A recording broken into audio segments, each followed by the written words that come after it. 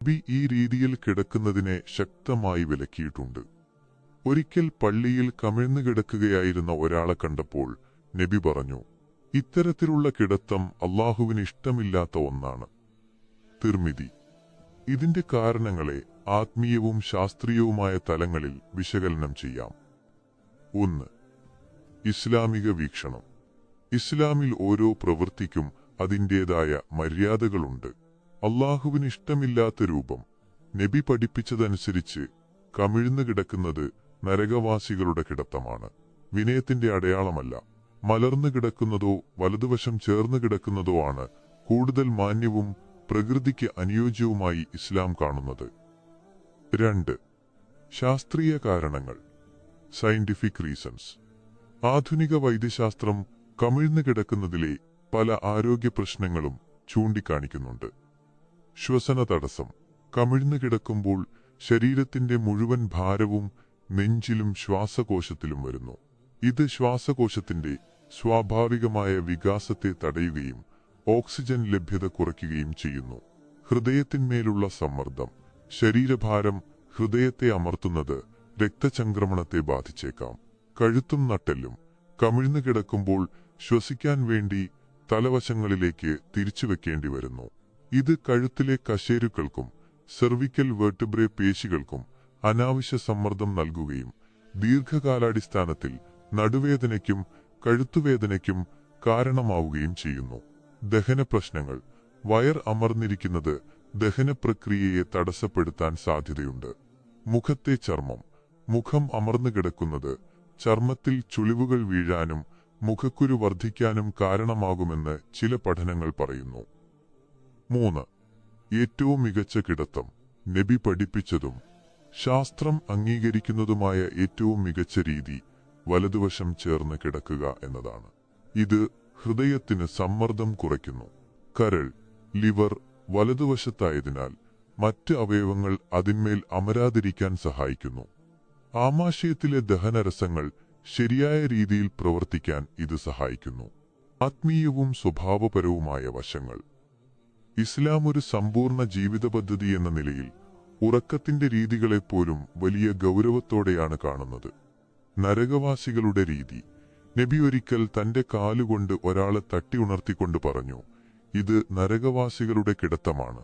അഹങ്കാരികളുടെയോ പരുഷ സ്വഭാവമുള്ളവരുടെയോ കിടത്തമായിട്ടാണ് പല പണ്ഡിതന്മാരും ഇതിനെ വ്യാഖ്യാനിക്കുന്നത്. അല്ലാഹുവിന്റെ വെറുപ്പ്. ഇത്തരത്തിൽ കിടക്കുന്നതിനെ അല്ലാഹു വെറുക്കുന്നു എന്ന് നബി വ്യക്തമായി പറഞ്ഞിട്ടുണ്ട്. സൃഷ്ടാവായ അല്ലാഹു ഒരു കാര്യം വെറുക്കുന്നു എന്ന് പറഞ്ഞാൽ അതിൽ മനുഷ്യന് ദോഷകരമായ എന്തോ ഒന്നുണ്ട് എന്നതാണ് അർത്ഥം. മലക്കുകളുടെ പ്രാർത്ഥന. വലതുവശം ചേർന്ന് കിടക്കുന്നത് മലക്കുകളുടെ പ്രാർത്ഥന ലഭിക്കാൻ കാരണമാകുമെന്ന് ഇസ്ലാമിക അധ്യാപനങ്ങളിലുണ്ട്. എന്നാൽ കമിഴ്ന്നു കിടക്കുന്നത് ഈ അനുഗ്രഹങ്ങളെ തടയുന്നു. ശാസ്ത്രീയവും ആരോഗ്യപരവുമായ കാരണങ്ങൾ. കൂടുതൽ വിശദമായി. കമിഴ്ന്നു കിടക്കുന്നത് ശരീരത്തിലെ പ്രധാനപ്പെട്ട 5 വ്യവസ്ഥകളെ സിസ്റ്റംസ് ബാധിക്കുന്നു. 1. ശ്വസന വ്യവസ്ഥ. Respiratory system. നമ്മൾ കമിഴ്ന്നു കിടക്കുമ്പോൾ നെഞ്ചും ഉദരഭാഗവും കട്ടിലിൽ അമർന്നിരിക്കും. ശ്വാസകോശത്തിന് പൂർണ്ണമായി വികസിക്കാൻ ആവശ്യമായ സ്ഥലം ലഭിക്കില്ല. ഇത് ശരീരത്തിലെ ഓക്സിജന്റെ അളവ് നേരിയ തോതിൽ കുറയാൻ കാരണമാകും.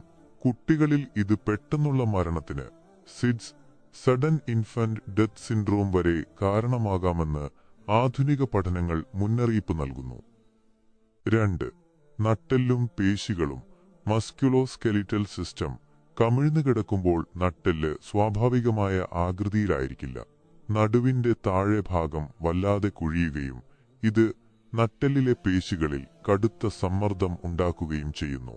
ഉറക്കം കഴിഞ്ഞ് എഴുന്നേൽക്കുമ്പോൾ അനുഭവപ്പെടുന്ന നടുവേദനയ്ക്കും തരിപ്പിനും പ്രധാന കാരണം ഇതാണ്. 3. നാഡീവ്യൂഹം. Nervous system.